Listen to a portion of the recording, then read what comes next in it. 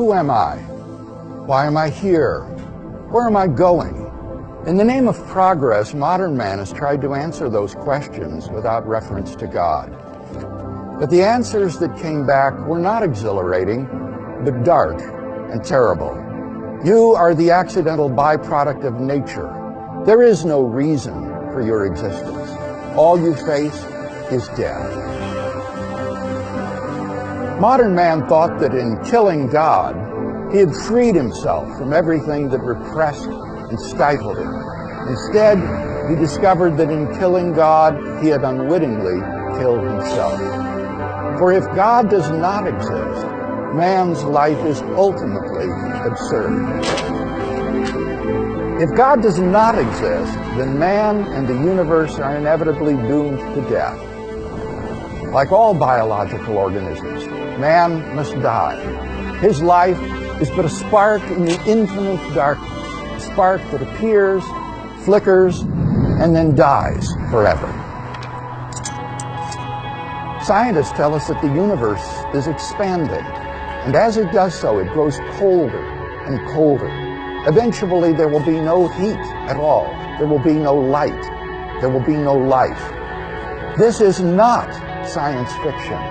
If God does not exist, then we are inevitably doomed to extinction.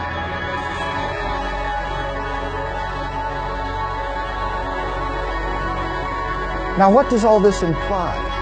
It means that life itself is absurd. It means that the life we do have is ultimately without meaning, value, or purpose. If each individual person passes out of existence when he dies, what ultimate significance can be assigned to his life? His life might be important relative to certain other events, but if all of the events are ultimately meaningless, what can be the ultimate significance and influence in any of them?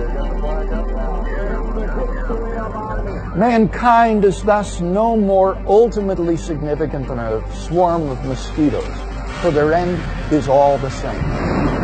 This is the horror of modern man. Because he ends in nothing, he ultimately is nothing. But it gets even more distressing, for if life ends at the grave, it makes no ultimate difference whether you live as Joseph Stalin or as a Mother Teresa. If your destiny is ultimately unrelated to your behavior, then you may as well just live as you please. Moral values are either just expressions of personal taste or else the byproducts of biological evolution and social conditioning.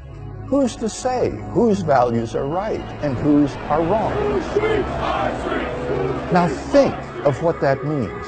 It means that it is impossible to condemn war, oppression, or crime as evil. To kill someone or to love someone is morally equivalent. Our predicament is that it is impossible to live consistently and happily with such a worldview. The atheist philosopher Bertrand Russell held that moral values are simply expressions of personal taste. And yet Russell admitted that he could not live that way.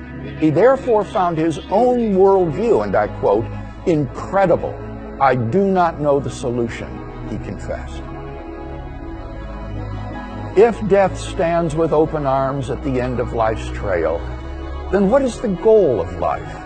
Is there no reason for life? If its destiny is a cold death in the recesses of outer space, then the answer is yes, it is pointless. We need to wake up and understand the gravity of the alternatives before us. If God exists, then there is hope for man. But if God does not exist, then all we are left with is despair. Faced with an atheistic worldview, the philosopher Jean-Paul Sartre realized that life is absurd. In his play, No Exit, he tragically portrayed the life of man as hell. The final words of the play might serve as an atheistic mantra. Well, let's get on with it.